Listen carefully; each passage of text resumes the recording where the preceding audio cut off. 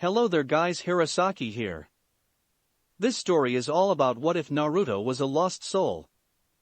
The eve after Kyuubi's attack, Konoha is low on strength.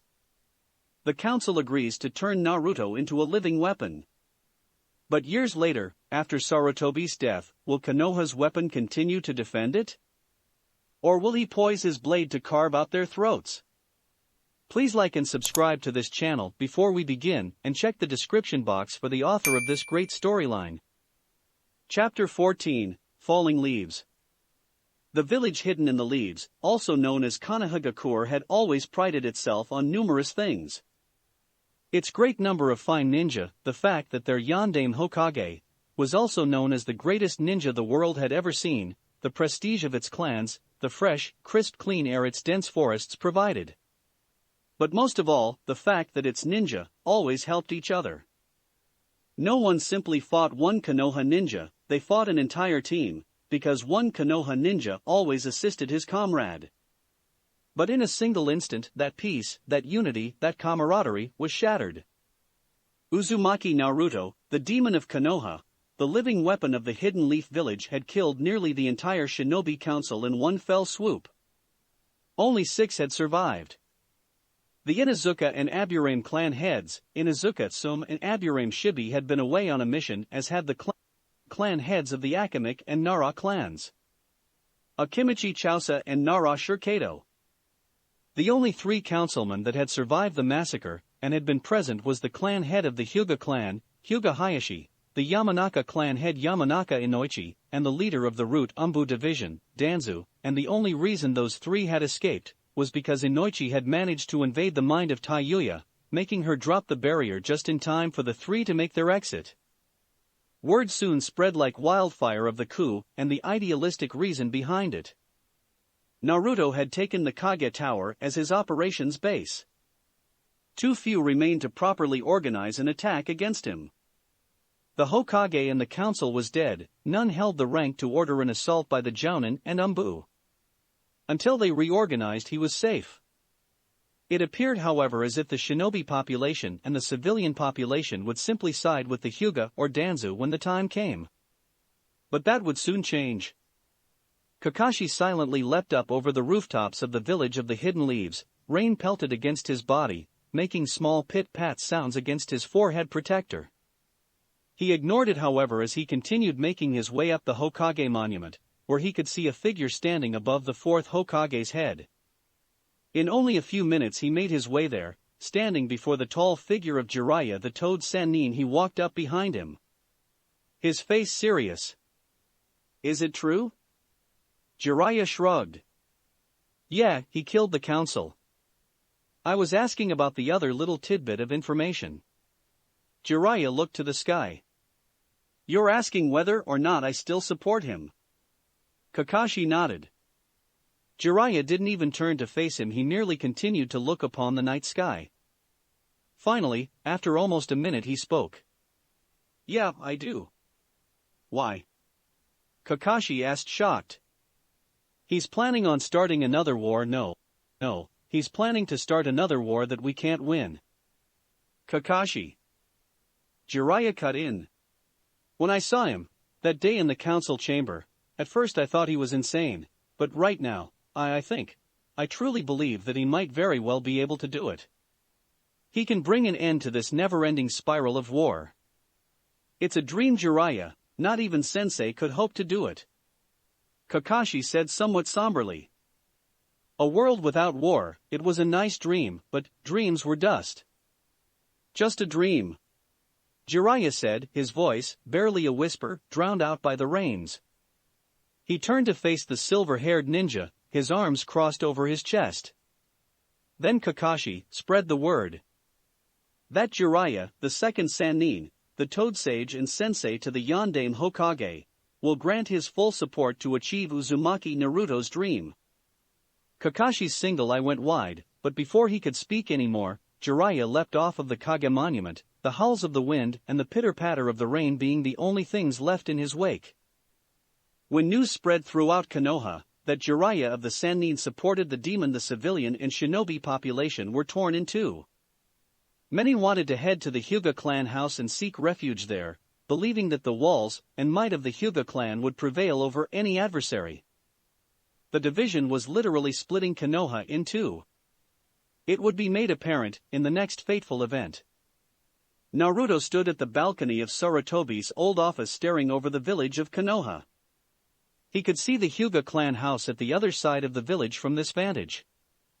He turned at the sound of the door opening.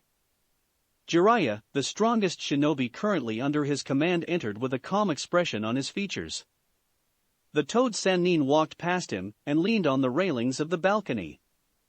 "You know," he began, "in order to even have a hope of getting this ambition of yours off the ground, you first need to win this political game." Naruto nodded. He was about to respond when the door opened again, this time revealing the Sound Ninja, Taiyuya and Kadamaro. Jiraiya narrowed his eyes almost imperceptibly. He knew they were somewhat necessary due to the few numbers of actual supporters Naruto had, but he still didn't have to like working with one of the people that helped kill his sensei. They then noticed that the two were dragging someone along. It appeared to be a person hidden in a cloak. They dropped their prisoner unceremoniously on the floor. "We caught this fuck trying to get into the tower," Taiyuya said, kicking the person's side. "I managed to suffocate him with my webbing enough to knock them out." Naruto nodded. "Remove the cloak." Taiyuya knelt down and did so, revealing none other than the Hyuga heiress. "Wake her," Naruto ordered. Taiyuya shifted through her pocket and took out a small wrapping of smelling salts. She cracked it and set it to the girl's nose. Hinata awoke with a start, pushing herself away from the stinging smell that brought tears to her eyes. She wiped them and looked around dimly lit room. Seeing Jiraiya of the Sannin, two Sound Ninja, and the one person she came to see. "Naruto," she began. "What are you doing here?" he asked. She bowed her head. "I came here to ask for your help." Taiyuya snorted. "Then why the hell were you trying to sneak in?" "Because if my father catches wind of this, then I'll never be able to save my sister," she responded, the Sound girl. She went to stand when Kadamaro put a kunai to her throat. "I say she's lying," he said, narrowing his eyes in suspicion. "I say we kill her, send a message to the Hyuga." "I gave no such order, Kadamaro." Naruto's voice stopped him cold. He slowly removed the blade from her person and allowed her to stand. "Speak, speak," he commanded the girl that at one point was his charge. Hinata bowed her head. "My father has decreed that my sister and I are to receive the branch family curse seal." She bit out the word father and curse seal like they were poison. "I'm asking for your help. Take us in." After several seconds of silence, she added rather hastily, "I don't care if you don't trust me, but at least take my sister," she said, letting desperation begin to show in her voice. Naruto idly found himself mulling over the reason she would do such a thing. She cared not for her well-being, but that of her sister. The reasons for such acts of selflessness continued to elude him. Nevertheless, now was not the time to ponder his little curiosity. He had a civil war to win. "You seek asylum," he said slowly before turning to Jiraiya. "Jiraiya, would you know how to destroy the branch family curse seal?" The Toad Hermit paused for a moment before he nodded slowly. Yeah, Minato was planning to eliminate that division of the main house and branch house bullshit. So, he had a branch member secretly take scrolls from the Hyuga vault and give them to him. He did some research on what the guy gave him, and we discovered that what the caged bird seal does is that it disrupts the electrical discharges in the nerves that go from the brain to the heart. When that happens, the brain cannot tell the heart to keep pumping, and basically, after about a minute or so, the person dies. Based on his research, I'm pretty sure I can remove the caged bird seal without much problems, he explained. Naruto nodded and turned back to Hinata. "I will assist you, under two conditions," he stated slowly. Hinata nodded. Anything. She responded. First, you are to return to your estate and secretly spread the word among the branch house members, that should they side with us, all of their caged bird seals will be removed. Should they accept the offer, they are to leave the Hyuga house, under the cover of darkness in 3 days. Our preparations will be made by then. How do you know one of those branch guys won't just tell this to the main house guys? Kidamaru asked. Because the branch house is loyal to the branch house, and each and every one of them wants freedom. We can give them that. Naruto explained. It had some risks, like all strategies, but the gains far outweighed said risks. Hinata nodded slowly. It would be difficult, but it wasn't so bad. The bitch would be getting caught. And the second thing. Naruto turned his attention back to her. When you and the branch house arrive, you are to make an official declaration that you found evidence that your father was planning to place a monarchy, with the Hyuga as the ruling class once this was over, and every civilian and ninja bello jounin that was not part of the main house of the Hyuga clan would have the caged bird seal. Hinata at this point stopped, her eyes wide in disbelief. But, he wasn't planning on doing any of that. I know. He answered. All but shrugging.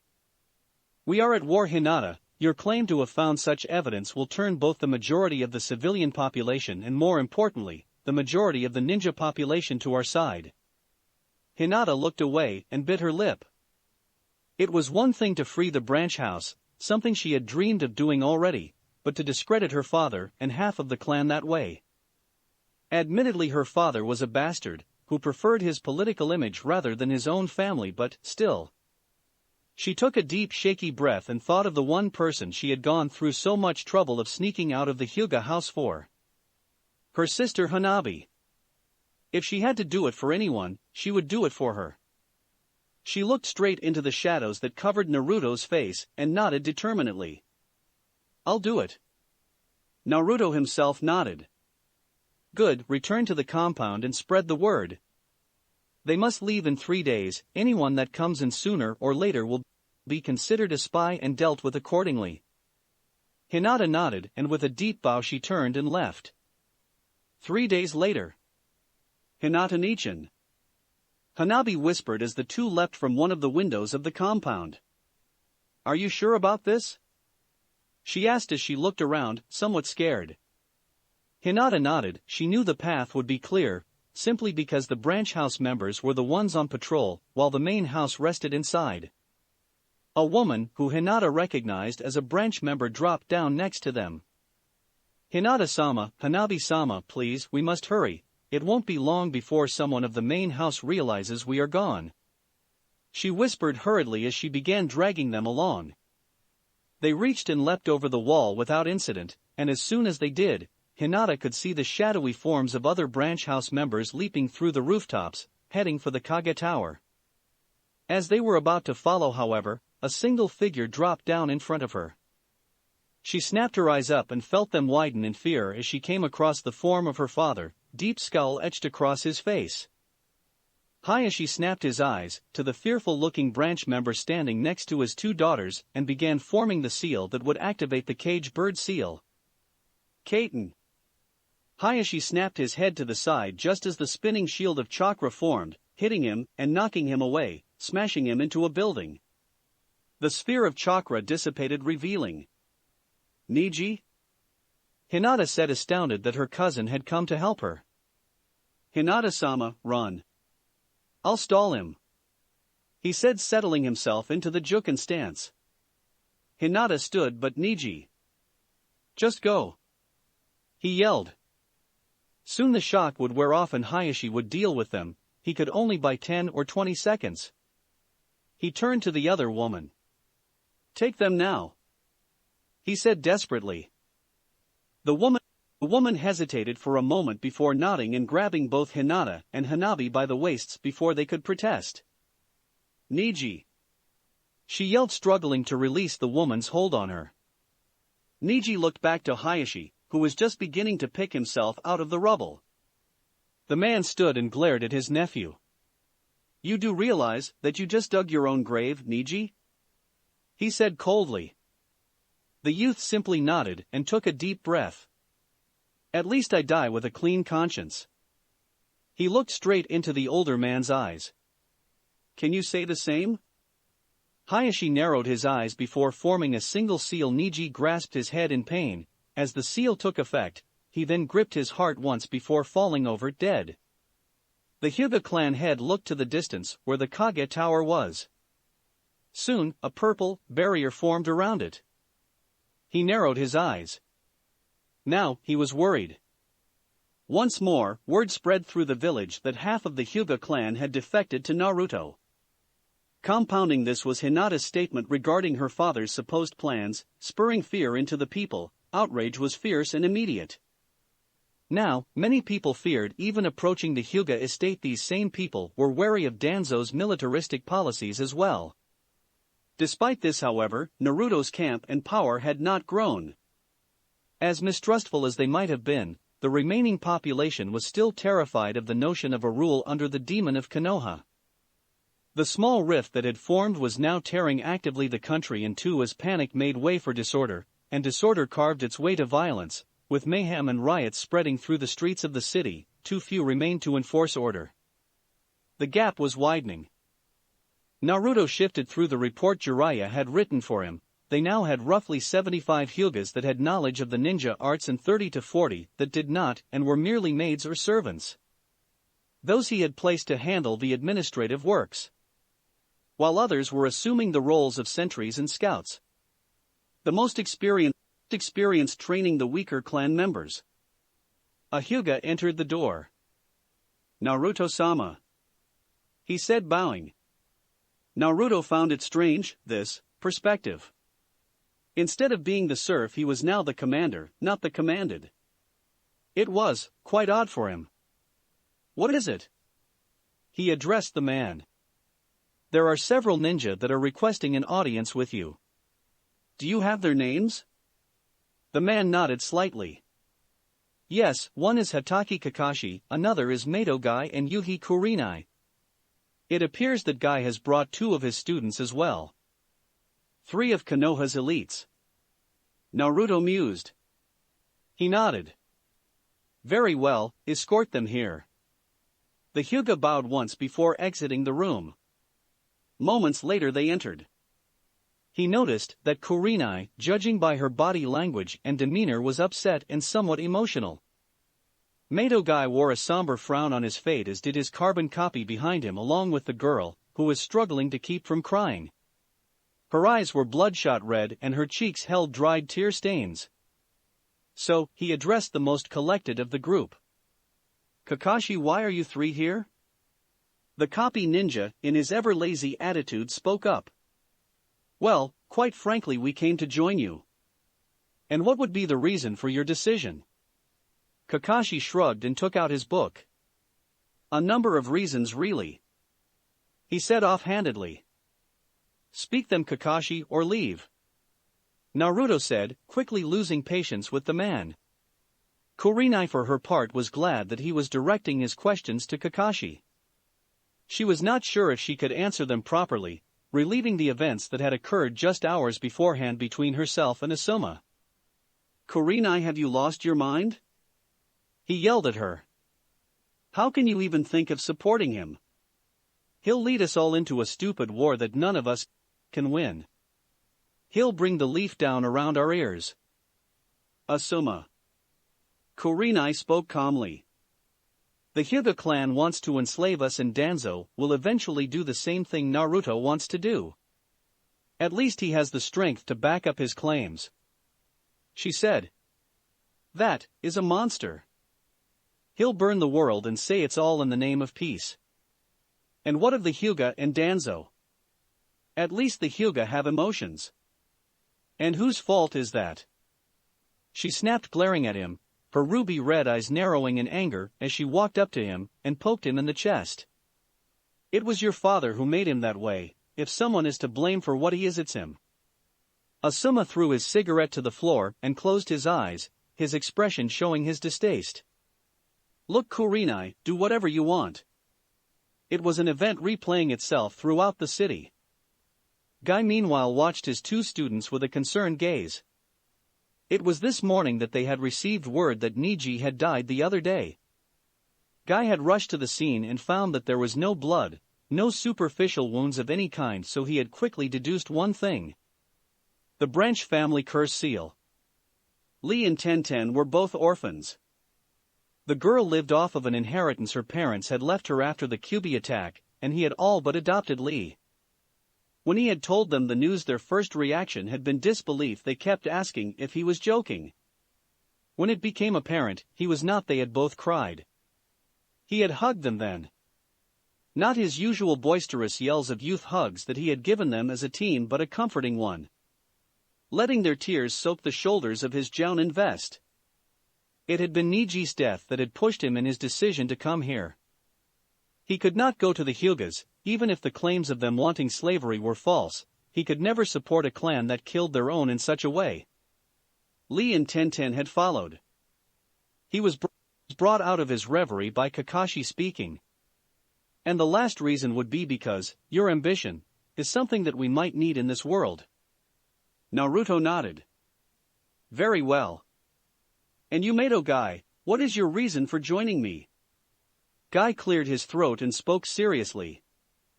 Well, to be perfectly blunt, you are the lesser evil. Even should I choose to lead the Leaf to more war after this is over. Guy paused before nodding slowly. Naruto turned to Kurenai. I assume that would be your reason as well. She too nodded. A silence descended upon them for a few minutes before Naruto spoke. Very well. You are dismissed. One of the Hyugas outside the door will lead you to your rooms. The 3 jounins and 2 genins bowed once before leaving.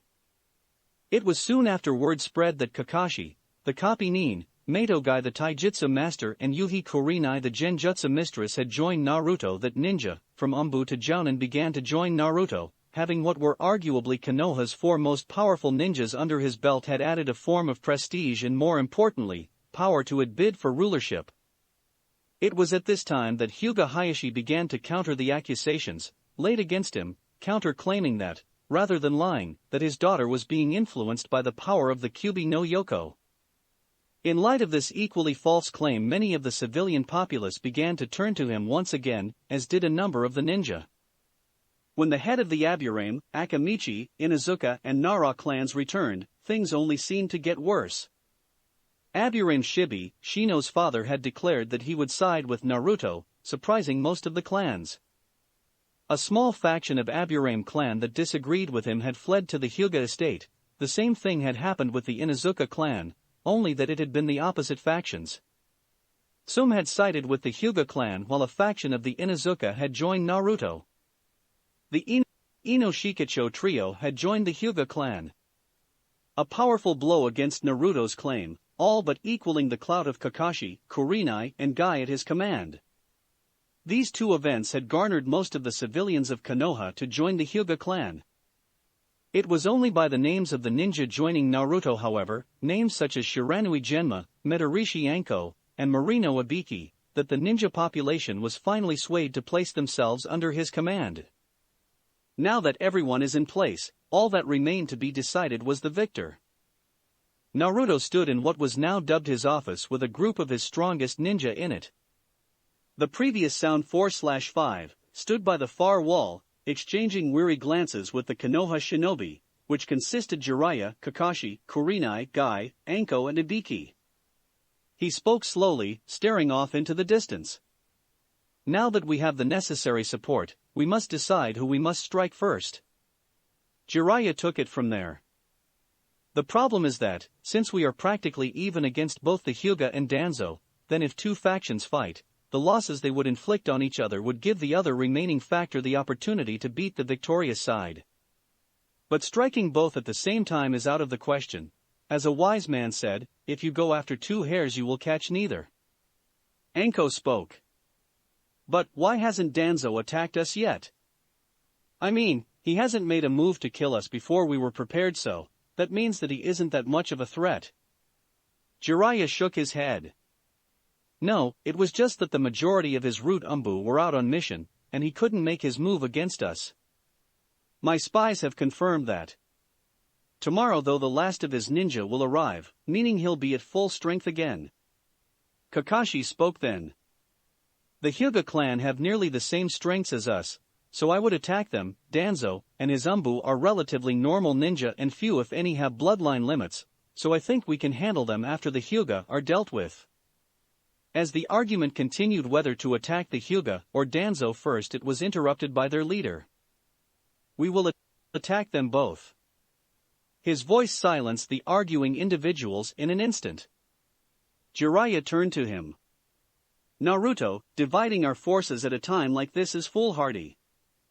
We will not divide the troops. He explained, cutting him off. I will go and deal with the Hyuga clan. By yourself? Kurenai asked openly, gaping at him. It's official. He's lost it. Tayuya muttered to herself. Naruto. Kakashi spoke up. You know that, up until this point I have supported you in almost everything you've done, but I must say this. Are you completely out of your mind or just pretending for dramatic tension? The Hyuga clan taijutsu is considered to be the greatest taijutsu in Konoha. There is no way you could beat them all even with their currently weakened state. Not only that, but they have nearly the entire Inuzuka clan and more than half of the Chunin population of Konoha aiding them, along with the very powerful Inoshikacho trio. Ibiki spoke up. They continued to argue with him until he calmly spoke up again. Enough. This is what I have decided.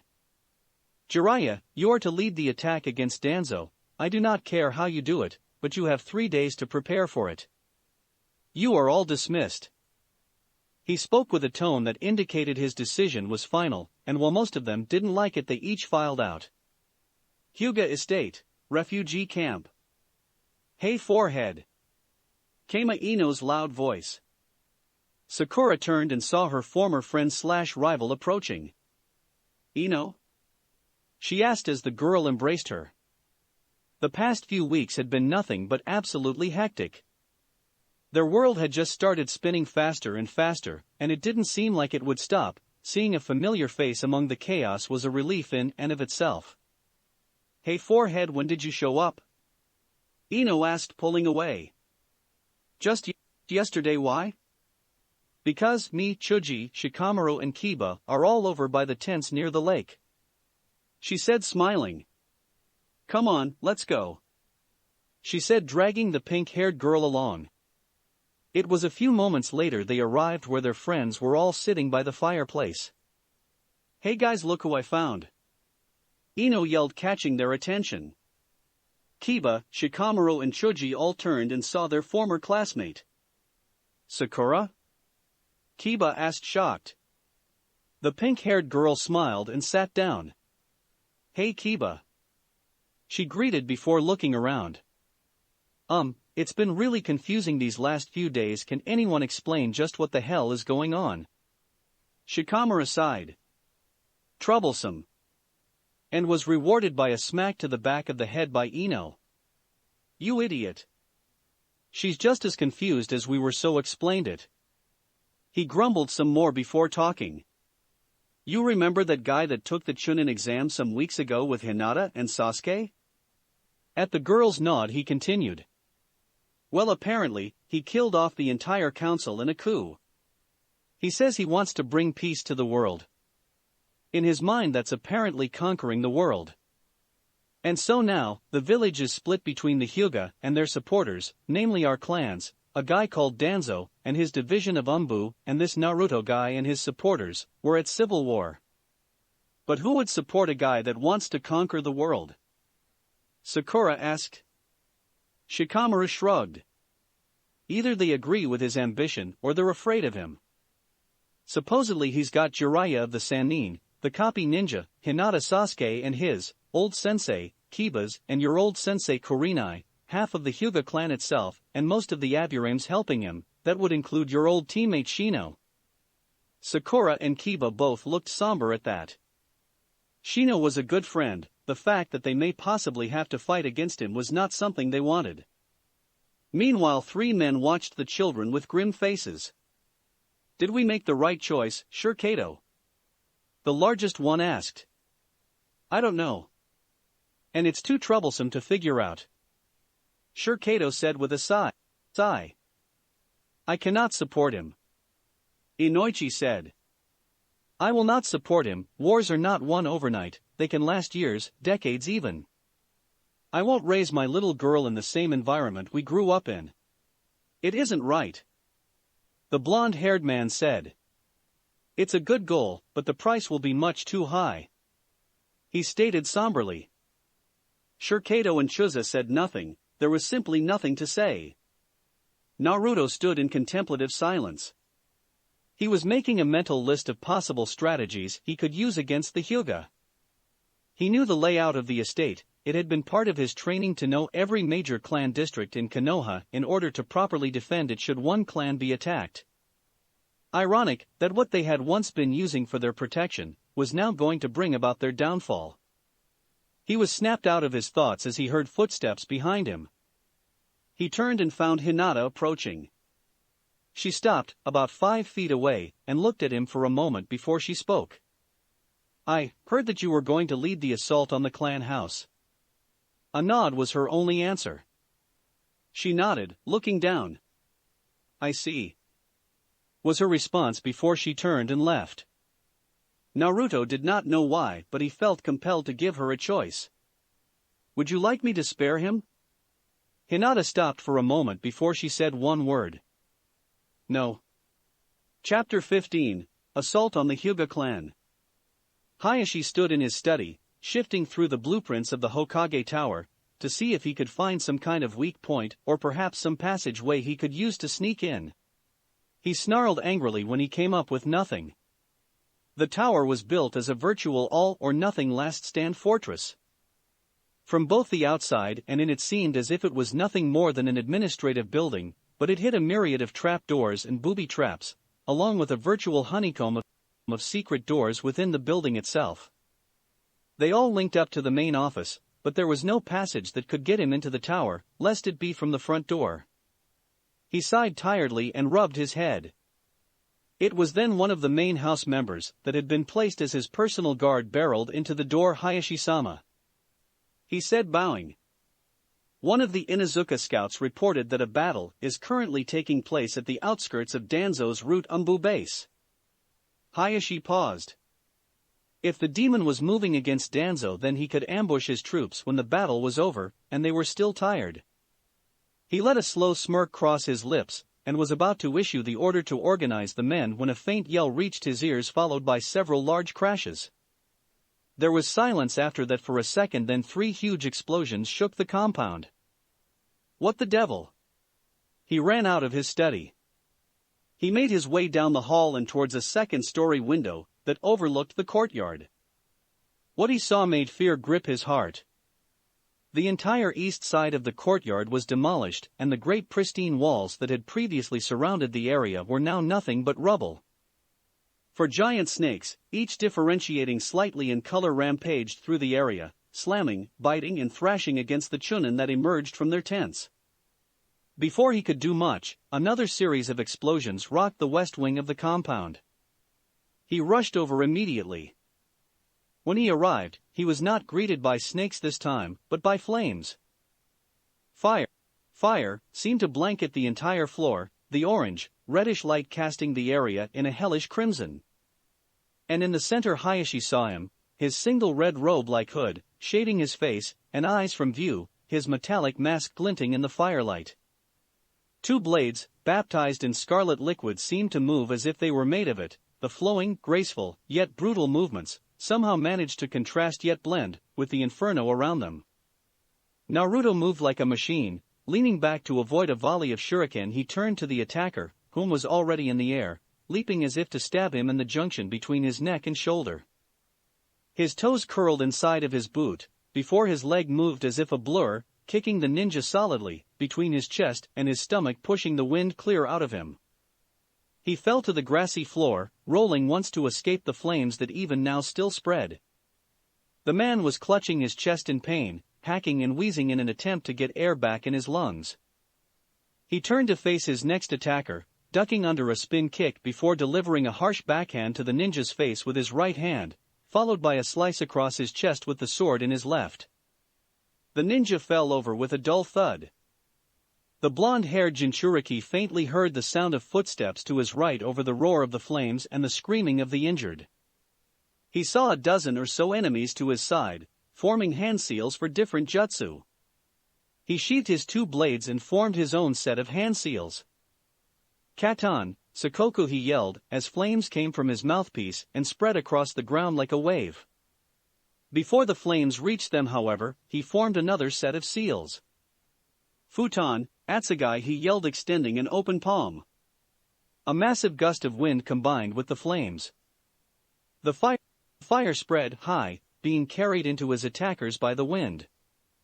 Those that knew any form of water jutsu used it, but were left frozen in fearful awe as the flames continued their path unhindered. He heard their screams as the fire scorched them. Many were thrown into a wild panic, yelling as they ran around, flailing their arms about until they finally fell to the floor and ceased moving. He ducked in time to avoid a fire jutsu aimed for his upper body. He turned on his heel and saw more Chunin, Jounin, Inuzuka, Aburame and Hyuga beginning to form up as the confusion of his attack was beginning to clear.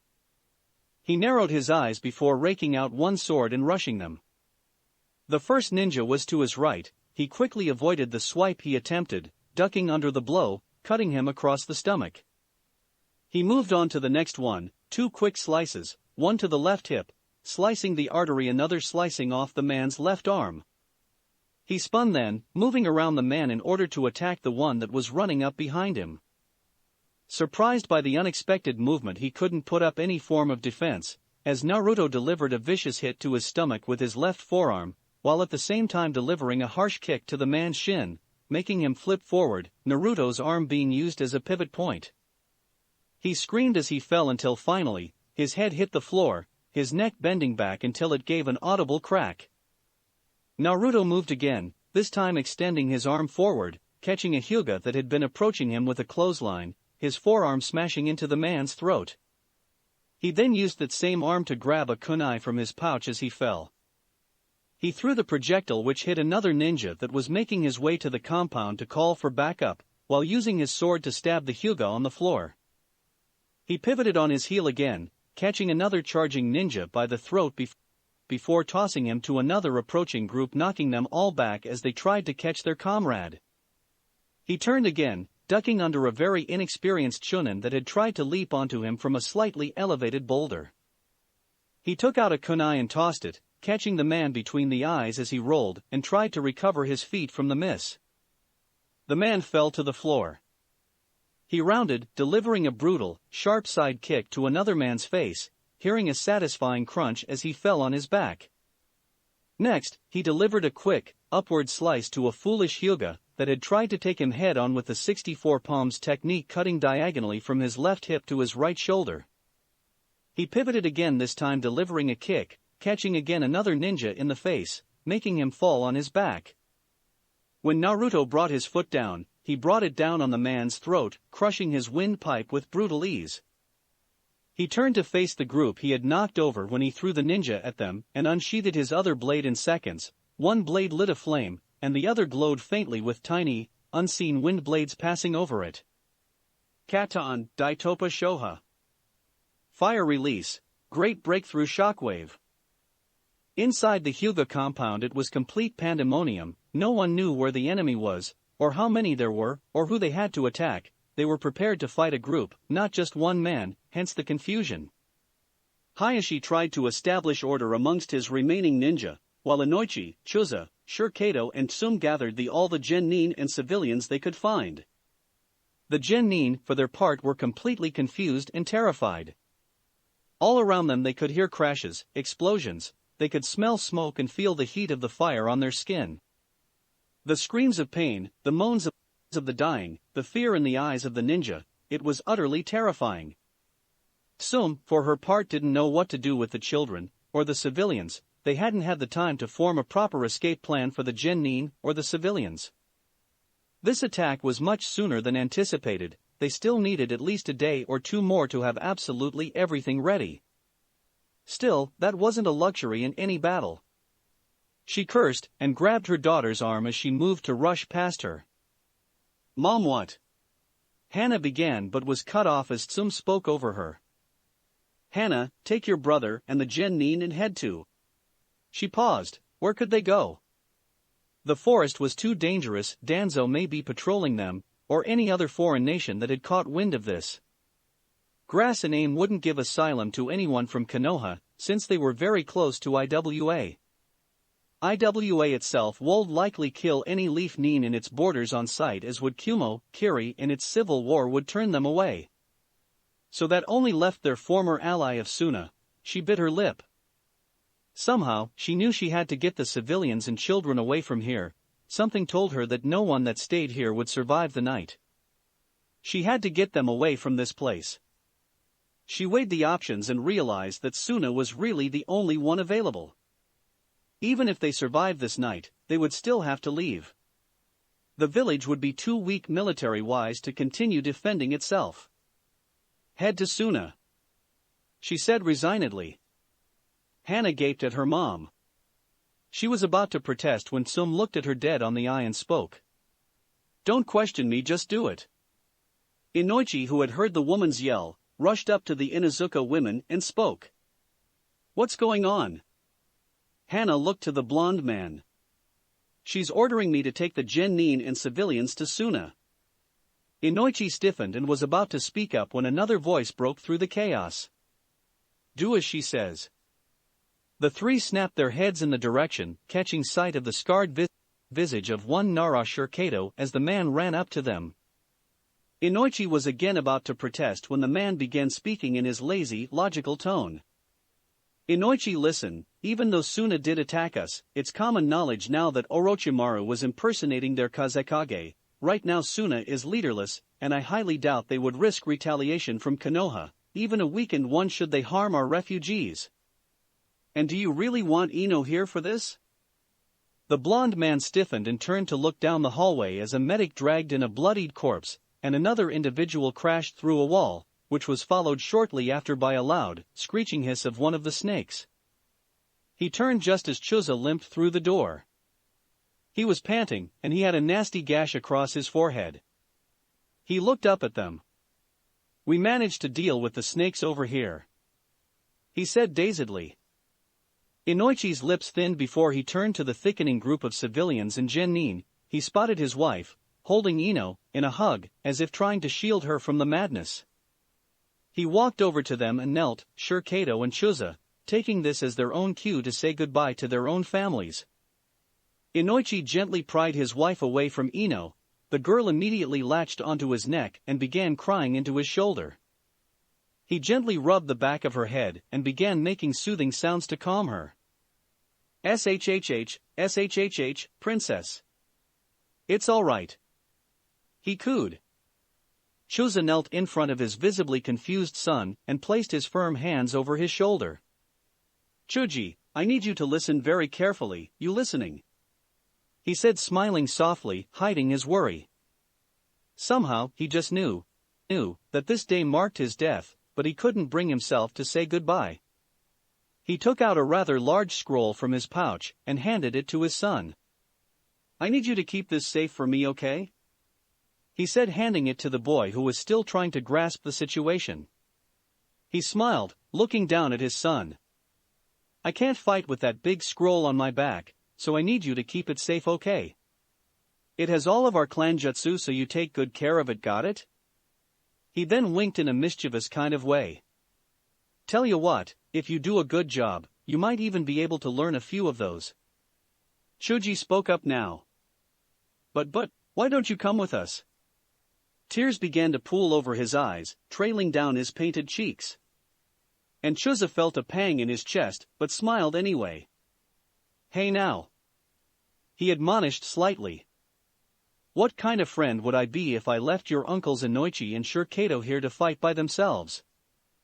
But he began to protest before Chuza cut him off again. He couldn't hear his son's protests, for he knew he might just give in. He leaned in and whispered in his ear conspiratorially. The real reason is that those two are so clumsy they might just let one of the bad guys get past them and chase after you guys. But with me here, they'll never be able to go after you," he said smiling. Still seeing Chuji's tearful face, he added, "Don't worry, once we're done, I'll be right behind you." He couldn't recall having ever lied to his son before. "You promise?" The chubby boy spoke, sniffling. Chuza nodded. "I promise, son." It was surprisingly easy here. He reached forward and hugged his boy fiercely, knowing somewhere that it would be the last time he would do it. He stood, hiding his tears.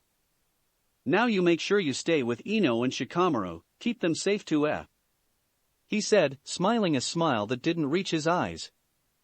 Chuji nodded and strapped the scroll to his back. Chuza ruffled the boy's hair. Kato looked at his son, who averted his gaze down to the floor. He sighed and rubbed his head. "I won't sugarcoat it, you've probably figured out what this is anyway." He had once prided himself on his son's smarts, but now he was cursing it to the seventh hell. Shikamaru nodded, biting his lip to keep from crying. He choked out, "The rear guard." Kato nodded, taking out a scroll, handing it to him. "This is all of our jutsu, learn them well," he said before pulling his son into a hug. "I love you, son." Shikamaru slowly wrapped his arms around the man's waist and stifled his sobs against wife. Yoshino looked on, crying silently. She knew that this had always been a risk when she married him, but expecting something and actually seeing it were two different things. "You take care of your mother, all right, Shikamaru?" It was an order, not a question. The youth nodded brokenly into his stomach.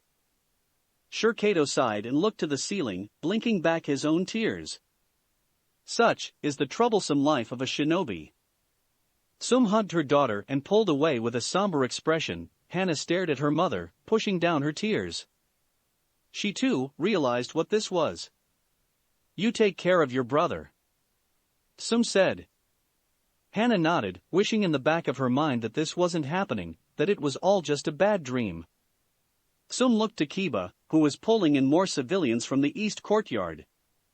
"He's too young to understand," she said somberly. "Princess," Inoichi said slowly, prying her off, meeting her puffy red eyes. "Princess, listen to me, I need you to go with your mother, Shikamaru, and Chuji." She began to shake her head, her blonde hair flailing around wildly. "No, I want to stay with you, Daddy." She sobbed more, her arms tightening almost painfully around him. Again, he pried her off, slipping his clan scroll into her pouch this time, since he knew that in this hysterical state she wouldn't take it. He took a breath to say more, but just as he did, the wall down the hall exploded in a cloud of dust and fire. He pushed Ino into her mother, who wrapped her arms around the girl, holding her as she screamed for her father. He placed a kiss on her head before pulling away. Go now," he heard Tsume yell to her daughter, who began hastily leading the civilians and Genin out through the east courtyard. No, Daddy," he heard Ino yell as Shikamaru and Sakura dragged her away. His fists clenched in effort not to run after her and hug her again. He finally turned and faced their attacker.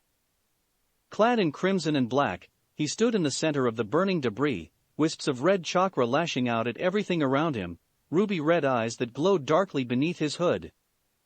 In one hand, a bloodied scimitar, in the other, the battered and bloody form of Sarutobi Asuma. With a casual flick he tossed the elite jounin aside, his head hitting the wall with a crunch. Whether it was from the wood, or from his skull, none knew. Naruto's red eyes stared past the 36 or so ninja between him and his prime targets. Inuzuka Tsume, Akimichi Chuza, Nara Kato, Yamanaka Inoichi and Hyuga Hiashi. He stepped forward, immediately backhanding one ninja that approached, sending him into the wall, followed by an upward slice to a second ninja, and a spin kick into another man that sent him flying down the hall and crashing into another of his allies. He grabbed another ninja by the wrist and spun around, swinging him like a bat. With his flailing legs he kicked two others and slammed into another until he finally crashed out one of the windows. He latched onto the throat of another ninja and with a quick snap, broke his neck. Hiashi watched the bloody display and snarled as his men backed away in terror. Cowards, 20 men run from just one? And Umbu, one of the few that had joined his faction, looked to him and spoke plainly. The narrow hallway nullifies our numbers, and no one wants to face those blades. More were cut down, dozens more. Until finally, the blonde's path of death ended as he stood before the 5 clan heads. The 5 individuals that stood before him and his ambition. Chapter 16, Ashes to Ashes. Naruto stood in the archway where the hallway opened up from its narrow passage onto a slightly more open part of the hallway that had the exit/entrance to the eastern courtyard and another entrance/exit to the Hyuga's private gardens. Blocking his passage were the 5 heads of Konoha's most renowned clans. Uzumaki. Tsume breathed out as her loyal companion, Kodamura growled and snarled at the boy in red. Naruto looked at them with an intensely disinterested gaze before he spoke. Akimichi, Nara, Yamanaka, Inuzuka. The 4 of you need not die here. You need only to swear loyalty to me and my cause, and you will be allowed safe passage away from this compound. Should you prove yourselves trustworthy, then I will allow you to once again take the position of clan heads of your respective houses. And Hiashi?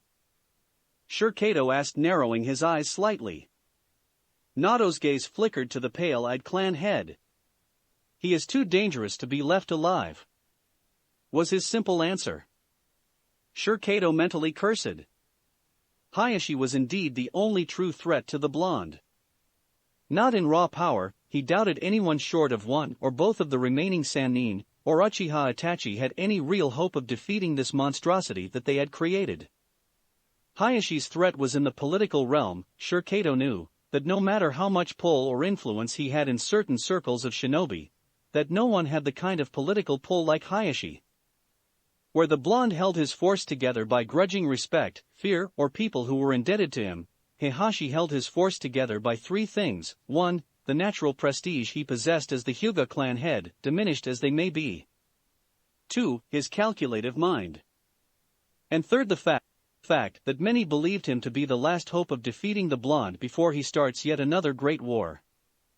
Kato knew also that should they submit to him, that he would limit, or downright remove all of their political power, meaning that the chances of one of them coming close to organizing a revolt would be nigh impossible. So in reality, this was it. This was a make-it-or-break-it effort to keep their children from having to suffer the horrors of war. He weighed his options. Should they fail or surrender, then Naruto would no doubt pursue his ambition, and eventually fail when 2 of the villages united against his now diminished one, which would lead to the destruction of the Hidden Leaf and all of its inhabitants, including their children. Or they could make a stand, have the possibility of failing, but also have the possibility of winning, where then they could name a new Kage, unite the village again and work on undoing the damage that this short, but nonetheless destructive, civil war had caused. Hiashi spoke up, narrowing his pale eyes to a fearsome glare. Fool boy. You cannot hope to defeat us here. We are 5 of Konoha's strongest shinobi. You are strong, true, remarkably so, but even you have no chance of defeating all of 5 of us. Tsume spoke up next. Not only that, but our clan techniques complement each other. The Hyuga and Inuzuka have been paired in teams practically since the founding of our clans, and the Ino-Shikacho trio is legendary. Naruto spoke, his voice a drawl of simple facts. Inuzuka clan techniques are based around close-range combat. Weaknesses are mid to long-range techniques, usually earth-type manipulators. Hyuga also focuses on close-range techniques. Weaknesses, a blind spot just along the base of the neck. Akimichi, also close-range fighters. Weaknesses, techniques use up great amounts of chakra and are extremely slow. Yamanaka clan techniques, involving the mind. Mid to close-range techniques. Weaknesses, is that the caster will either fall unconscious, or must remain perfectly still while the jutsu is being cast. The jutsu moves very slowly as well. And finally, the Nara. The clan strengths are the unusually high IQs as well as the ability to paralyze an opponent using shadows. Weaknesses are that they have naturally low chakra capacities and the paralysis uses greater amounts of chakra the stronger the opponent. Did I leave anything? The 5 clan heads' facial expressions visibly tightened. When they had created him, trained him, they had given him everything, they had laid out all of Konoha's knowledge, all of its techniques. The techniques of the clans and their weaknesses. In the hopes of creating the perfect weapon, one that could help any of the clans, or who could destroy any that might have gone rouge. But in the process, they forgot one thing. When handling any weapon, there was always a risk of gaining serious injuries. Hiashi growled and spat out his next words. You still do not have a chance, your theories are good, but let's see you put them into practice. Naruto spoke again, his voice hollow and dead even as his red eyes gleamed beneath his hood. While it is true that I would have no chance at defeating you if I was a normal shinobi, we all know that I am far from normal. The 5 clan heads tensed as the red chakra grew in intensity. The bloodlust and rage rolling off of the beast's power was almost suffocating. Naruto spoke again, his red eyes flashing beneath his hood and glowing with an eerie light. The will of the shadow guides me. The strength of the demon empowers me, you cannot prevail. His voice grew darker then, the voice-altering device making it sound more like a feral growl of some animal. Chusa, having had enough, rushed the blonde and aimed a massive fist towards him. But Naruto merely leapt straight up, busting a hole through the ceiling where Tsume and Kodomaru soon followed up after him. The Inuzuka clan head barely had time to land on the ceiling before she heard a voice coming from above. Kaze no Yaiba. She snapped her head up just as a crescent-shaped wind blade headed straight towards her. She couldn't leap off the roof before the chunk she had been standing on fell as the wind blade cut through wood and stone, sending her crashing down into the other 4 clan heads. Naruto then formed his next set of hand seals. Katan, Ryuka no Jutsu. He yelled, shooting out 6 fireballs. 5 hit the roof of the house and the last was aimed to go into the opening he had made. Just as the ball of flames was about to enter the building and fry the remaining occupants, a shout was heard from the inside. Katen. A whole chunk of the house's east wing was blown to bits, flaming debris and splinters of wood exploding everywhere. Somehow, Hiashi had managed to form the Katen to move around the others, yet still make it powerful enough to push away the attack. Naruto landed and then had to leap back as Chusa attacked, his fists the size of giant mallets. His feet touched the ground again as Hiashi appeared in front of him, his movements fast and precise, his juken stance practically perfect. Naruto moved from side to side, avoiding the man's attacks rather easily. When he heard a bark behind him, he turned in time just to barely catch Kodomaru's form as he barreled into him, spinning with the Inuzuka's signature Tsuga. He managed to mold chakra into his back, just in time to avoid most of the serious damage, reducing the tearing, bludgeoning force to a strong impact. Hiashi, having seen the dog's attack before the blonde due to his Byakugan, leapt back just as the dog hit the Jinchuriki, sending the ninja straight for him. He began spinning. Katen. Naruto slammed into the defensive technique, sent spinning through the air. He managed to gain his bearings and looked in time to see himself heading towards the Akimichi. Chusa's fists were reared back, ready to deliver a clapping motion that would no doubt crush him between the ridiculously proportioned hands. He timed his maneuver and placed his palm on the earth, bringing himself to a screeching halt, practically laying on the floor as Chusa's hands clapped together, loudly above his head. He pushed himself off the floor, somersaulting backwards. He landed behind the Akimichi clan head. He grabbed the man by his hair, pulling him back, while he himself moved forward and delivered a brutal kick to his spine. Chusa's mouth opened with a silent scream of pain. Naruto reared back his blade, poised to deliver the killing blow when he realized that he suddenly couldn't move. His blood-red eyes shifted to the shadow that connected with his eyes then shifted to the struggling Shurikato, as he pulled more of the volatile red chakra from his seal. Shurikato fell to one knee, grunting in exertion. Sweat dabbed his forehead. Inoichi. He panted. Hurry the fuck up. He managed to gasp out as the red chakra struggled against his jutsu. Right, the blonde-haired member of the team spoke as he finished his hand seals. His form didn't slump, but the spike in the blonde-haired man's chakra indicated the attack had been sent.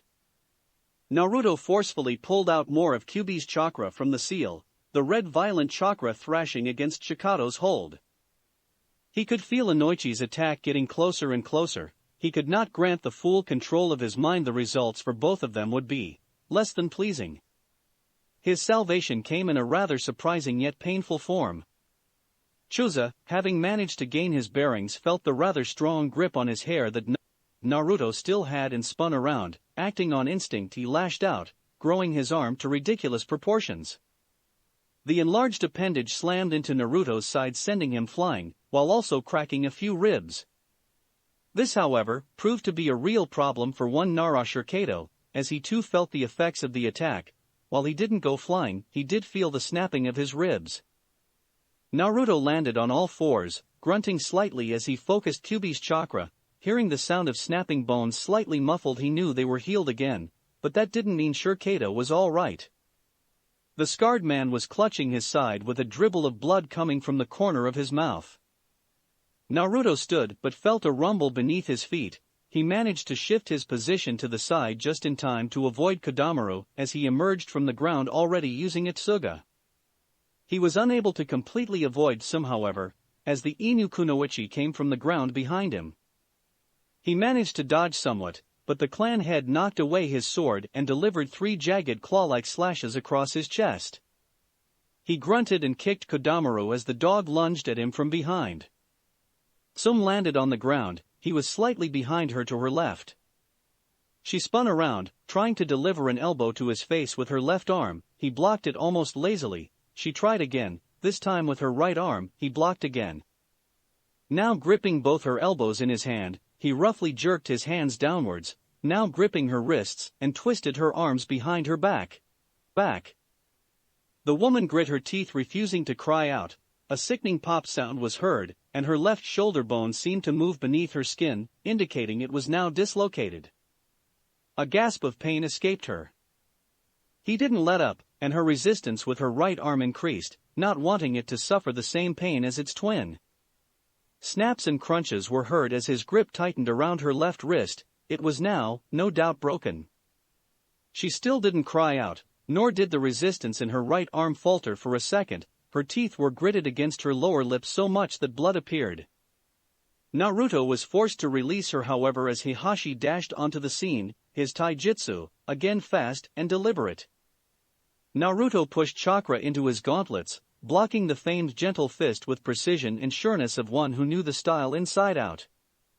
Hiashi gnashed his teeth as again, a palm thrust to the boy's shoulder was diverted, followed by another to his upper chest, and again to his stomach.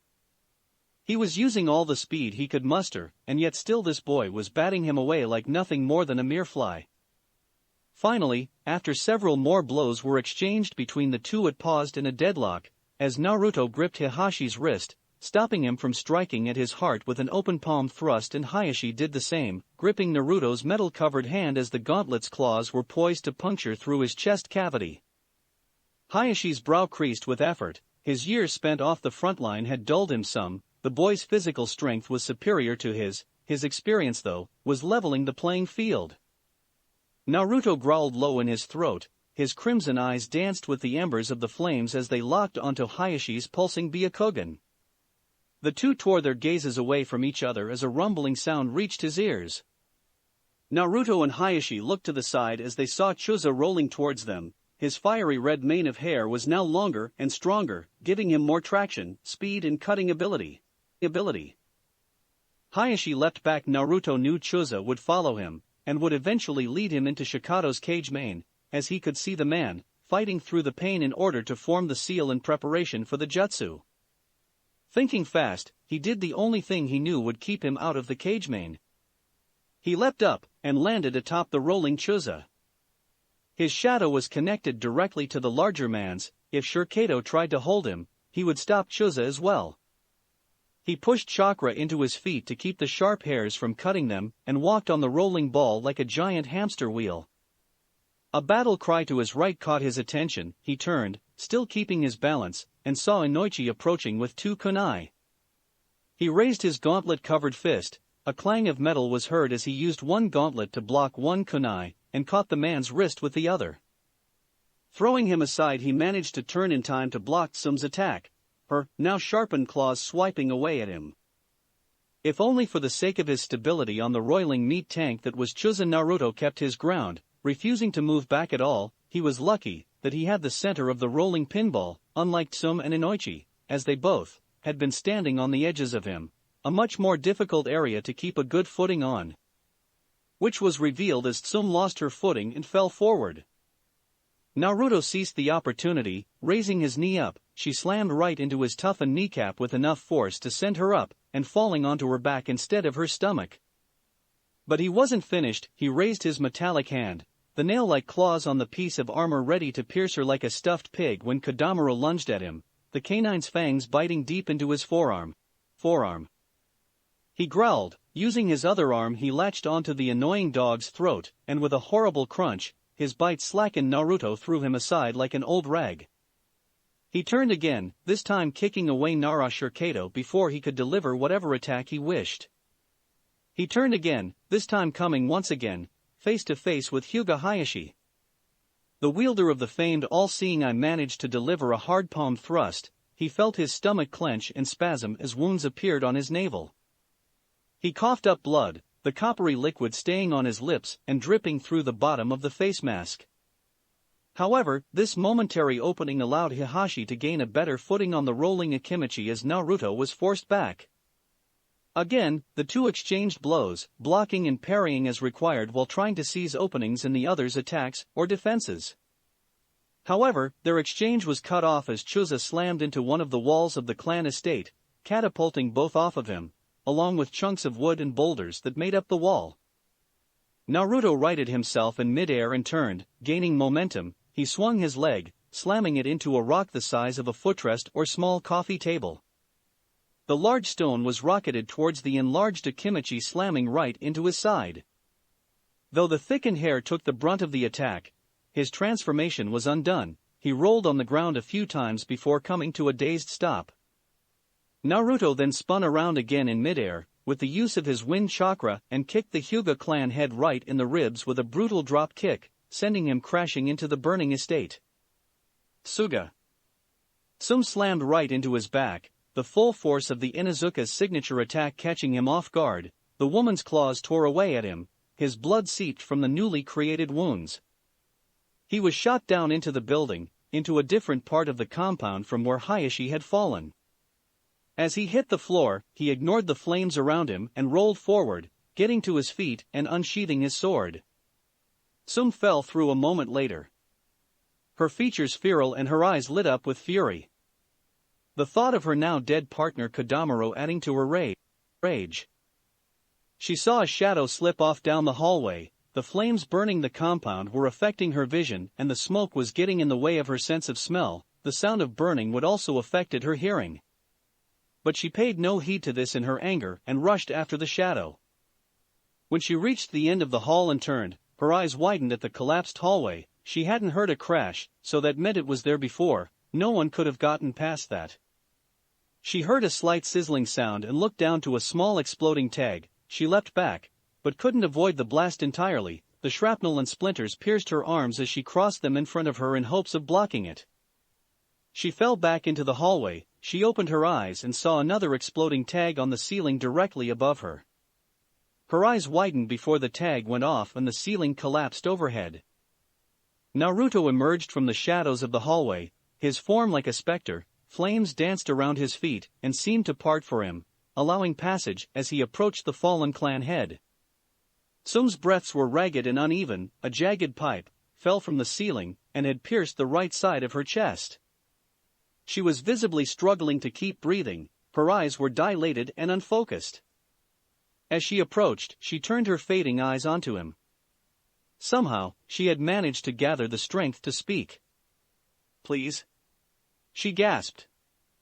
"Stop this, it will end in failure." And as such, she gasped her last. Naruto stared at the woman. His red eyes, though burning with unholy flames from the demon's chakra, were cold and unflinching as he stared at her now dead form. He said nothing as he stepped past her. Down the hallway, flames would consume the remains and leave nothing but ash. Kato and Inoichi staggered over to the large form of one Akimichi Chuza. The overly large man groaned weakly as his two comrades helped him into a sitting position. Ugh, what happened? The Uzumaki managed to hit you with a big rock and threw Hiashi into the estate. Tsume hit him, and he also fell into the house. She followed after him. The large Akimichi managed to stand. Damn it, what the hell are you two doing helping me? We have to save her, he said angrily. The other two stood and together they began running towards the house. An explosion sound reached them, making them run faster than a second explosion hit. When they were finally in leaping distance of the roof, the entire wall exploded in a great blast. The three crossed their arms in front of themselves in order to block the debris and shield their eyes from the heat. When they looked up again, the fear in their hearts multiplied as they stared at Naruto standing above the burning ruins. Crimson flames seemed to tower behind him, like a great wall from hell itself, his face invisible beneath his hood. His blade gleamed in red light. Chuza felt fear grip his heart at his next question. Tsume, where is Tsume? Naruto remained silent before he responded. Dead. His fists cracked as he clenched them. His rage was almost visible in his eyes as well as the eyes of Inoichi and Kato. You fucking monster. He was almost frothing at the mouth. Tsume had been a good friend of his for many years. I'll kill you. His voice was a hateful whisper but became an enraged yell. You fucking bastard, I'll kill you. In a second, Chuza had placed the first of his clan pills into his mouth. His chakra tripled and Naruto's eyes momentarily widened in surprise. He pulled out a full tail of the Kyuubi's chakra to supplement his own power until he would still be above the Akimichi's chakra output. He was surprised, however, at the extreme speed boost the red-haired Akimichi had as the man appeared next to him and delivered a solid fist to his face. It hurt. A lot. Naruto flew to the side of the building, his back cracking as bones gave way. He grunted and again felt Kyuubi's chakra mend and heal, even as the bone fragments remained in his back. Before he could move, Chuza was upon him, his fists flying, hitting his right cheek, then his left, then his right, his left again. His face mask shattered, showing his bruised cheeks that were quickly healing. His mouth opened to take in air, showing broken and knocked out teeth which he quickly spit out lest he choke. New teeth regenerated quickly. Chuza, seeing the damage he delivered completely undone in mere seconds, screamed in rage. Growing his right hand out, he slammed it into the blonde, pinning him against the wall, using the full weight of the Akimichi's jutsu to crush him against the wood splinters and concrete rubble. Naruto struggled to breathe, his breath coming out in short, quick pants as the Akimichi continued to crush him. His ribs soon snapped under the strain, coming dangerously close to his heart and piercing his lungs. He focused as best he could, forming and molding the red chakra as it formed tendrils that went over Chuza's hand and stabbed into his forearm, trying to push him back. The red-haired man screamed and struggled against the pain, trying to continue pushing down on the blonde as the red chakra began pushing him off. The Akimichi cursed and put the second pill in his mouth as Naruto's chakra tendrils spread and pierced his stomach and legs. His muscles doubled in size and his chakra output tripled. He ignored the injuries and crushed him with renewed vigor. Naruto grit his teeth and again struggled to breathe. As he attempted to take another breath, he suddenly felt a grip tighten on his neck. He snapped his eyes open and shifted his eyes down, seeing a shadow clenching around his neck. He felt the edges of his vision grow dark. Inoichi. Fry this fucker's brain. Chuza yelled, coughing up blood. The blonde-haired man nodded before forming another set of hand seals. Naruto felt the presence enter his mind, his eyes rolled to the back of his head as he finally passed out. Chuza, Kato and Inoichi each breathed a sigh of relief. Just before they each felt his chakra spike again.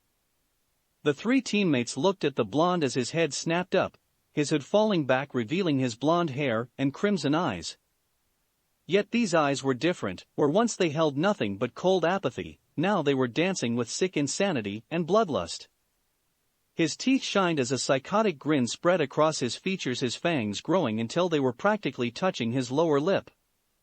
His chakra spiked again, and the Akimichi suddenly screamed in pain as red chakra spikes exploded from the blonde's entire body, piercing his arm with the jagged thorns. He cursed and was about to place the third and final pill in his mouth when Naruto appeared in front of him and harshly grabbed him by the mouth, pulling the taller man down so he was at eye level. He chided, his insane grin widening before he plunged his fists through the man's chest. Chusa gave a small jerk before his form slackened. Inoichi and Shikado's eyes were wide in horror as they saw their friend's body tossed aside. The Kyuubi's Jinchuriki's smile never left his face as he turned to them. The flames behind him once again covered his face in shadow, only his softly glowing eyes and wicked smile were visible. He slowly brought his blood-covered gauntlet up to his lips and licked some of the crimson liquid off of it, his insane grin never leaving. "I must thank you humans. Had you not weakened him, I would have never been allowed free. It's been so very long since I've tasted human blood." Shurikato and Inoichi's eyes widened in pure terror. "Kyuubi?" the shadow user asked. The demon chuckled. The fear he could feel coming from them was almost palpable, filling his senses. He savored it like a fine wine, enjoying every second of it. Correct human, the stress on his body, and especially his mind, was far too much for him to handle at one time. "Giving me temporary control, at least till he recovers. I must thank you especially for that human." He gestured to Inoichi. "Were it not for your mind attack, his defenses would have never weakened enough for me to take over." He laughed as Inoichi seemed to pale. "Now then, I have a limited amount of time."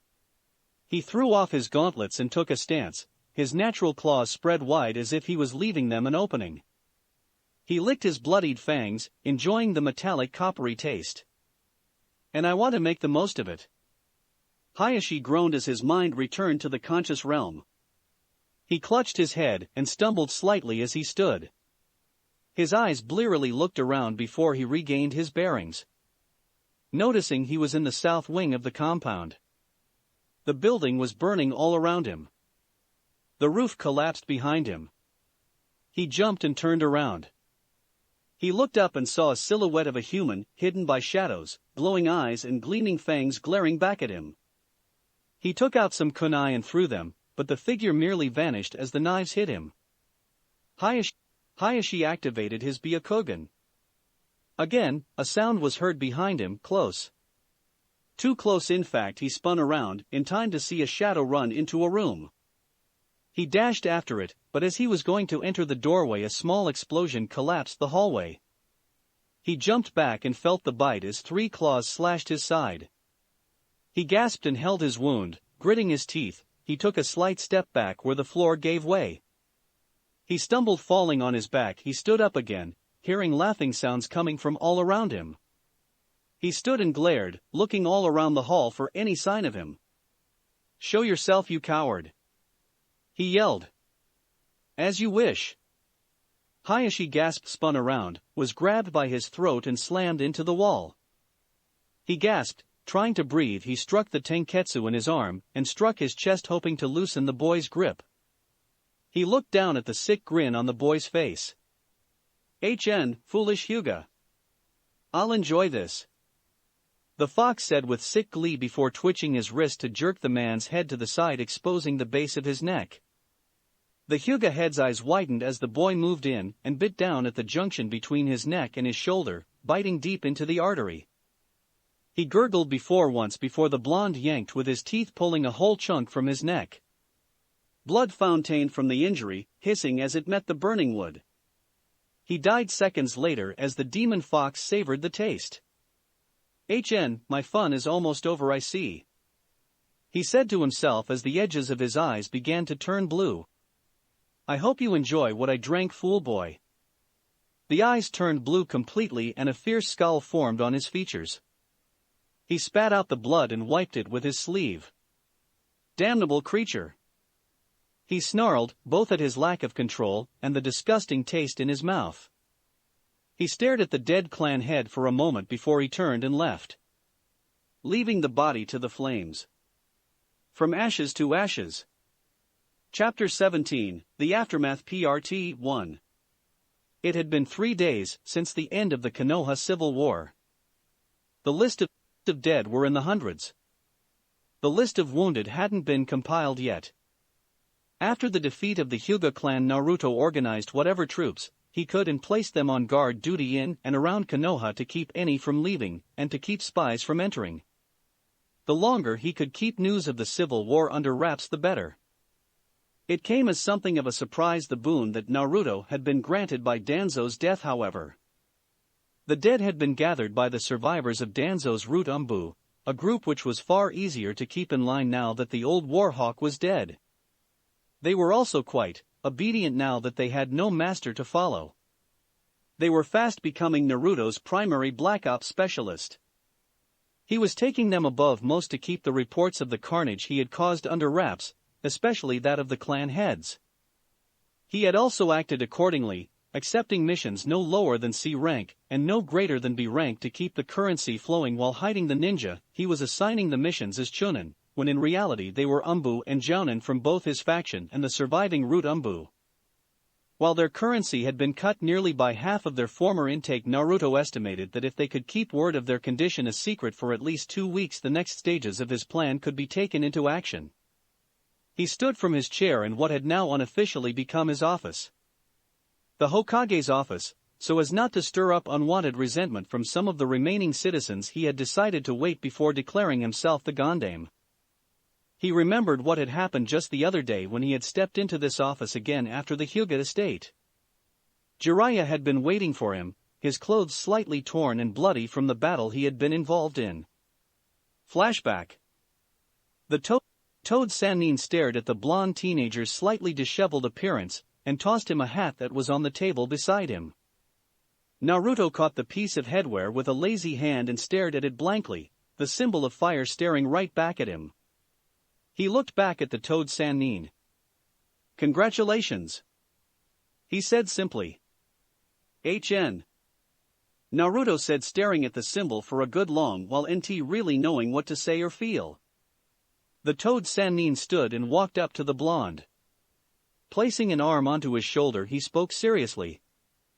"I think, if you ever feel like you don't know what to do, just ask yourself, what would he do in this situation? And the answer will come to you." That said, he continued walking, opening and closing the door with a soft click. Flashback end. He looked over to the hat that rested at a stand. He stood and walked over to it. He took the article of clothing and stared at it again for a few moments. "Am I worthy of this?" he silently contemplated. He walked to the balcony and stared out at the city of Konoha. He remembered that he had done this once before. A few years ago, when Sarutobi was still in office. Back then the streets were vibrant with life. Now, however, it was all but barren. People stayed in their homes, fear keeping them in place. He narrowed his eyes slightly at that. He turned and replaced the hat again on its stand. Not yet. He turned and sat down at the desk. No, he would not wear it yet. Hinata, Hanabi and several Hyugas that were formerly from the branch house stared at the charred remains that was once the pristine estate of the mighty Hyuga clan. Now reduced to a smoking, blasted ruin. Hinata knelt and wiped some ashes from a picture on the floor before picking it up. Seeing it was a picture of one of the branch members, she set it on the night table, leaving it there for whoever might want it. She silently walked through the halls of the estate, her sister and 2 other branch members following her. She was now the clan head, something she was forcing her mind to wrap itself around. She moved past the splinters that remained of the door that led into the council chamber of the Hyuga elders. Bloodstains and slash marks as well as small craters caused by explosive notes marred the inside of the circular chamber. She looked at the walls for a long while, seeming in silent contemplation. Hanabi looked down sadly.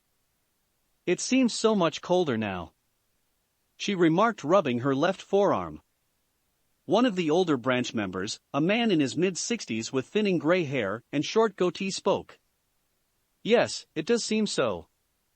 Another, even older man spoke up. He had a bushy mustache and large beard that reached his chest.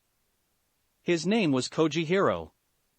It is not as it was, he remarked, walking up the stairs with the sound of his cane hitting the white marble floor echoing from the walls. No, it isn't, Hinata said, kneeling and picking up a small stone and pushing it aside, revealing a white flower that had survived the massacre. She smiled sadly. But, perhaps, that is for the best. Kurenai's eyes were slightly teary as she walked into the hospital room of one Sarutobi Asuma. Machines were hooked up to him, and his face was incredibly pale. His head was mostly wrapped in bandages, only the left side was visible. His 2 arms were in casts as well as a brace to keep his waist from shifting, along with a cast on his left ankle and right femur. She shed some tears looking down at him on this state. She let her eyes travel to the clipboard at the edge of his bed. Name, Sarutobi Asuma. Rank, Jounin. Age, 28. Severe contusion, fracture in the left collarbone, both forearms suffering multiple fractures, left hip bone has been shattered along with the left ankle and right femur. Current condition, comatose. Expected time of recovery, unknown. She let her tears fall down her pale cheeks before walking over and sitting down on one of the chairs, letting her hand grip his. He did not respond. Oh fuck me. That was the cry of pain that tore its way out of the throat of one Umino Irika as Anko re-broke his left forearm, which had been placed back together by an amateur medic Neen who had done a piss-poor job of it. Oh, quit being such a little bitch, I barely touched you, she said, shaking her head. Barely touched me. Look woman, I don't know if you break your arm in 3 places every day for fun, but I'm actually sane. He yelled at her as his forehead dribbled with sweat. Anko smirked and her eyes flashed with a deadly gleam in them. Oh, you don't think I'm sane, Irika-kun? She asked in a sickeningly sweet voice that sent chills up and down his spine. But still he glared at her. You're following that lunatic, so yeah, you have a few screws loose. Anko shrugged. He killed Orochimaru. So, it really doesn't matter to me what he does from here on out. So, you'll follow him even if he leads us to another great war? He asked with a raised eyebrow. She smirked. He killed that snake. So, yeah. I'm with him until the end, no matter how this plays out. A Hyuga walked in through the door. Anko-san. Naruto-sama requests your presence, he said, bowing. She nodded and stood. As she made it to the door, she paused. And who knows, a world of peace might be good for a change, she said before leaving the academy teacher alone. Irika looked thoughtful for a moment before he leaned back on his bed and looked to the ceiling. A world of peace, huh? Kakashi sipped a bit of sake from his saucer. Want another? He asked as he extended the saucer to Guy, who sat across the table from him. The green beast nodded and took the saucer, pouring himself some more of the alcoholic beverage. He shoved it down in one huge gulp. So, what now? He asked, somewhat subdued. Kakashi shrugged. We made our choice. Now we gotta play it out till the end. Guy sighed. Kakashi looked at the green-clad Jounin. You're worried about your students, aren't you? He nodded. Kakashi swirled his sake. Leave them be for now. Time is the only thing that can heal that particular wound. He drank through his mask. They'll be fine. Guy nodded, pouring himself another drink before smirking at the copy ninja. You do realize I defeated more opponents than you did in that last battle, don't you? Did you say something? Kakashi said, peeking up from his book. Gah. Damn you Hataki. He yelled, startling the birds in a 5-mile radius. Tenten knelt, setting down a bundle of flowers on a small simple collection of stones Lee and herself had placed. Also on the stones was a picture with their third teammate, Niji. Tenten felt tears prick the back of her eyes and bit her lip in order to keep from crying out. Lee saw the girl's shoulders tremble slightly and placed a comforting hand on her. "Come on, Tenten-chan. I'll take you home." Naruto sat in his desk in the middle of the night staring absently at the bright moon that hung over the city of Konoha. His hood was down, but his mask was still in place. A knock was heard at the door. "Enter," he commanded. The door opened, revealing the former Sound 5 along with one Hitaki Kakashi and one Midorishi Anko. "Good you're all here," he remarked, standing, tossing Kakashi one scroll and Kimimaro another. The two elites caught the scrolls and looked at them. They stared back at their leader, who began to explain. "Oto is all but non-existent with the loss of Orochimaru. You five were influential when he still held power. You are to go and recruit ninja," he said, looking to the five former Sound ninja. "You are not to return here until you have a force of at least 30 at minimum. Am I understood?" he asked with authority.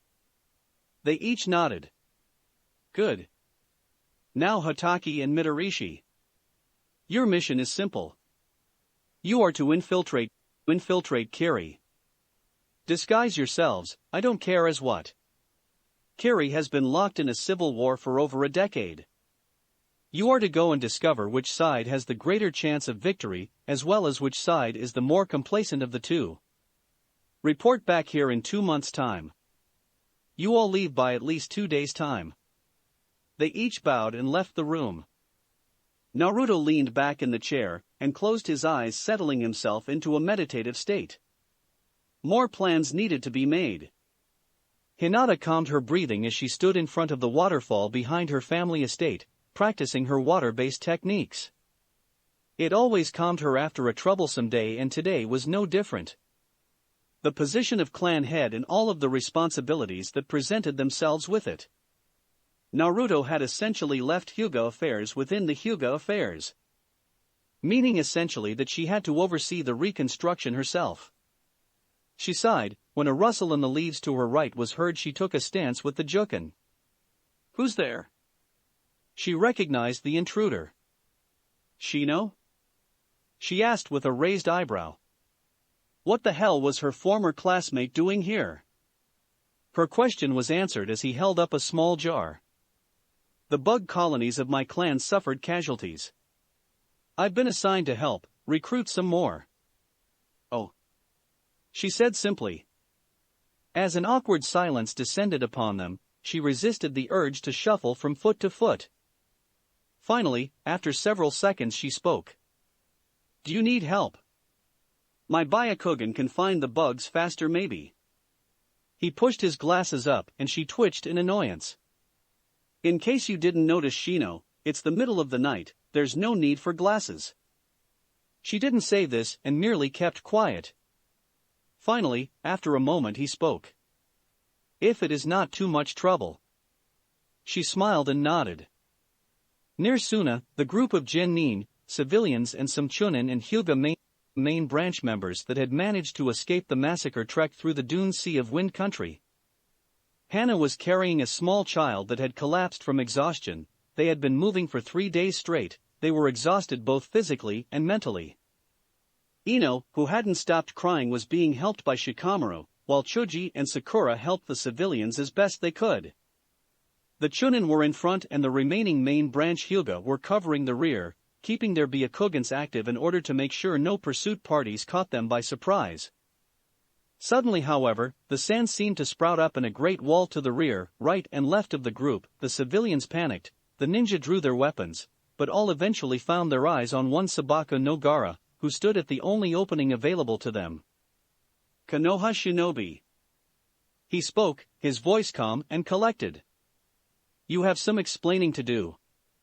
Meanwhile, somewhere in the forests, a young girl staggered across the foliage, her form covered in sweat, blood, dirt, and leaves.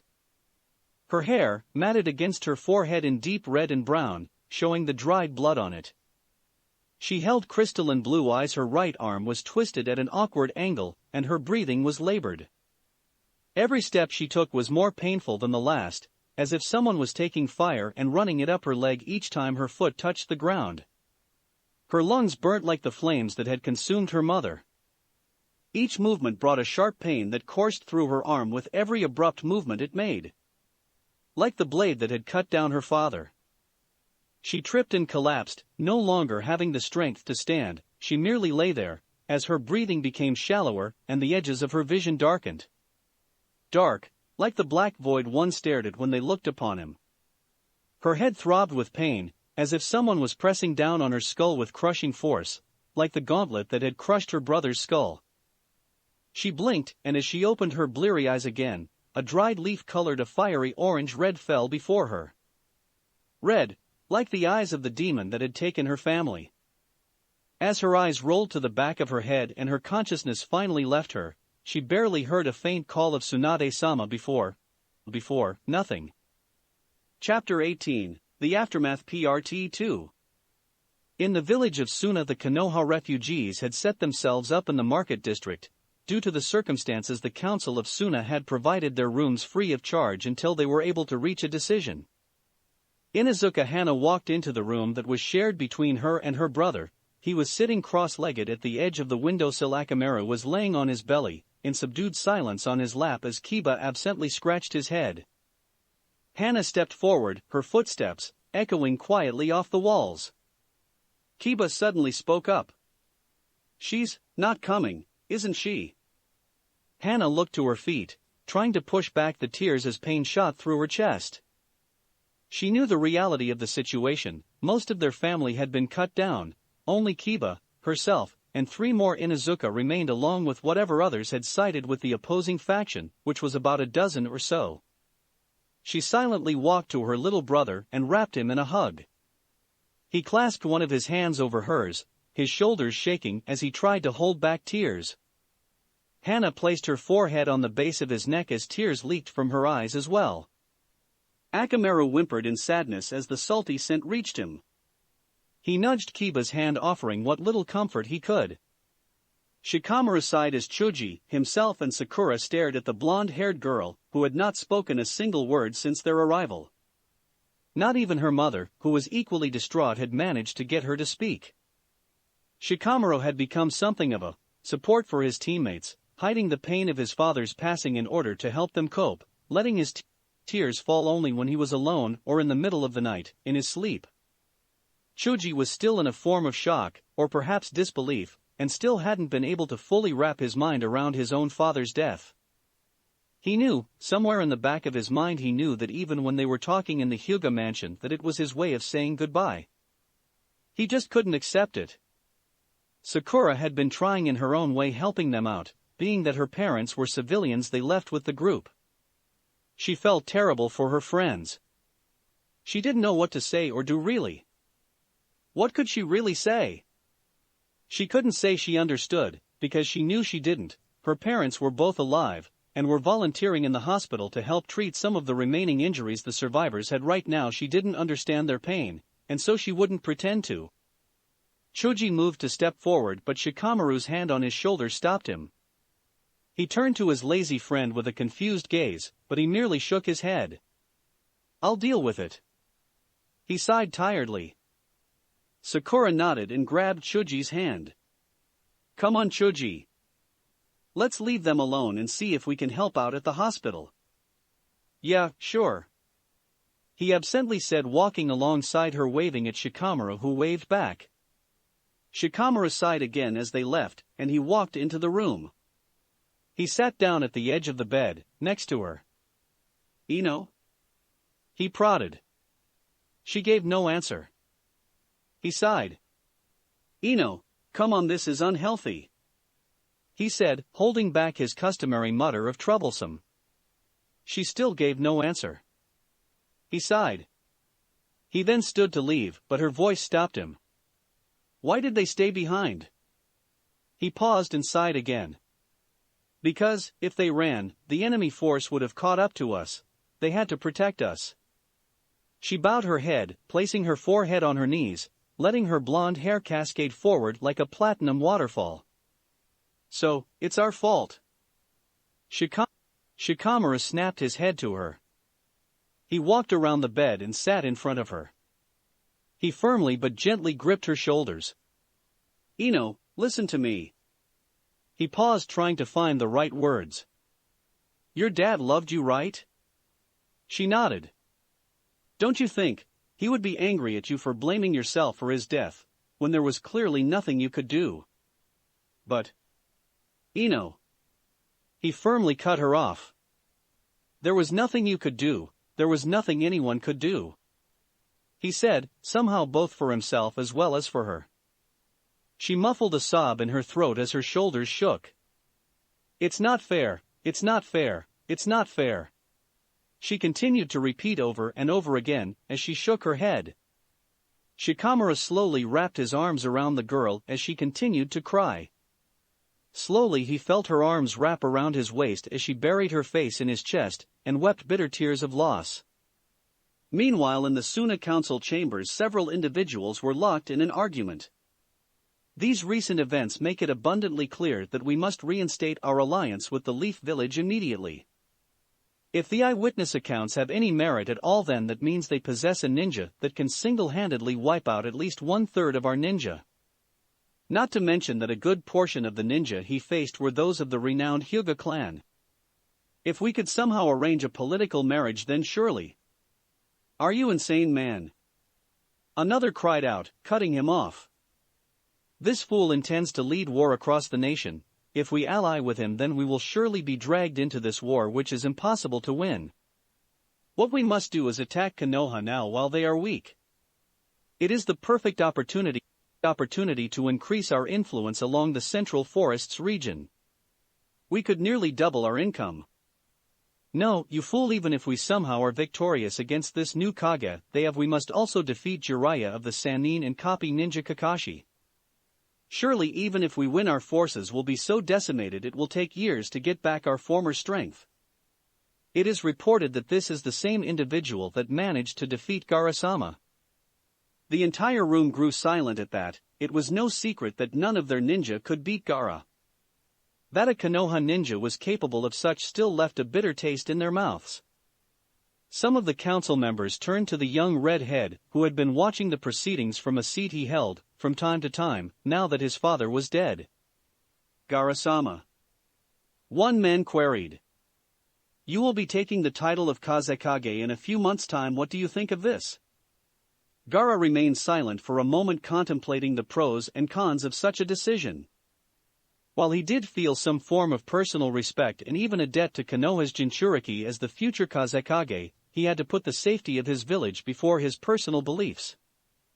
This decision was quite literally the future of Suna. This could either go off magnificently, or it could all just blow up in his face. He had to be very careful in this. He took a deep breath and spoke. As of right now, there are still too many variables.